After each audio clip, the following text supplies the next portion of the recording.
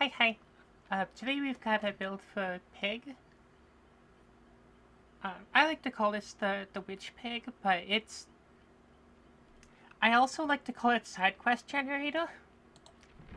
Um, I just a disclaimer. This is not going for head pops. The inspiration from this build came from a game I played as Survivor against a xenomorph running a bunch of hexes and ran Face the Darkness. And then I understood how annoying Face the Darkness is. So, this is the idea of this build is that we are going to saturate the survivors with as many side quests as possible to where they don't have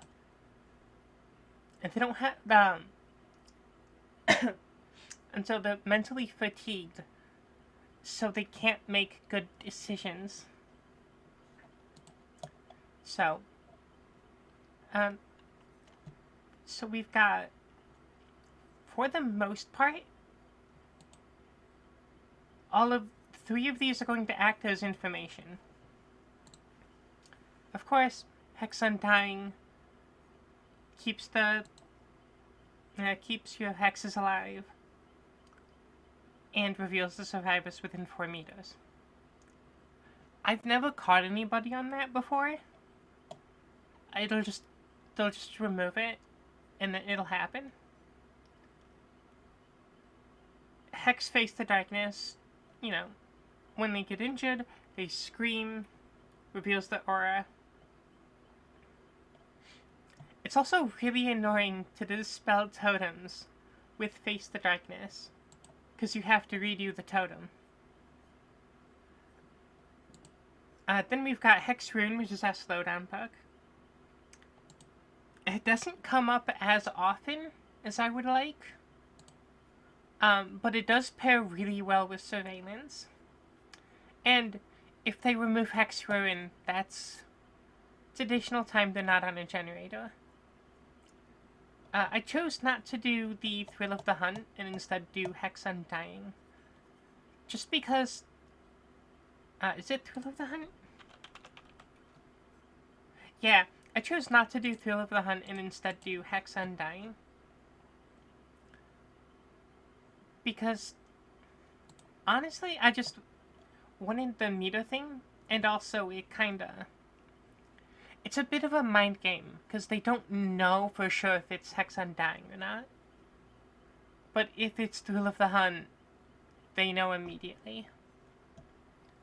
And then, so we have razor wires, to pop through, Face the Darkness, in case they goof. And then we have videotape to start them on the bear traps. This is not going for head pops. I learned after making the build that this is an exploit. But we're playing more like the trap style pig. So, ideally, you see here, boop, I'm gonna pull this up. Ideally, the survivors gameplay looks like this. They do the generator, they open the exit gates, and they escape. But something that rule set number 2 does, well, not rule set number 2, something videotape does, is it adds traps all the way at the top of here. And so they have to do the traps first before doing the generators. Otherwise they'll trigger, and then they have to do the traps anyways. So as a killer, normally you can interact with these 2, and then they escape. You can disrupt these, but this gives you another avenue to disrupt them. And then, with the addition of Face the Darkness and Hex Undying on the side, these lovelies, if they have to actually do another thing off to the side here.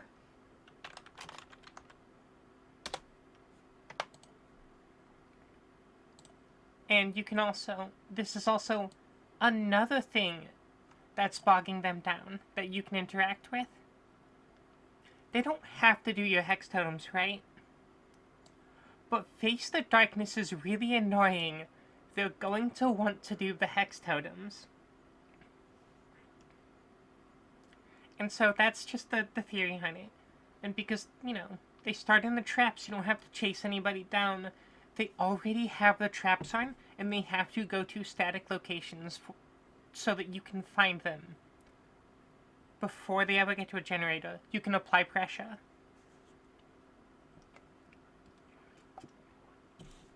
So, if that's the theory behind the build, we're not going for head pops. I very much doubt they're going to happen. It almost never happens. I have to say almost. I've met some survivors that are so bad at the head pop, like the traps, that they just get their head popped anyways. And I don't know how it happens. Because I wasn't hunting them down at the thingy-majigs that much. They just, on their own devices, got the head pops. So if it happens, it's a non-zero chance that head pops will happen.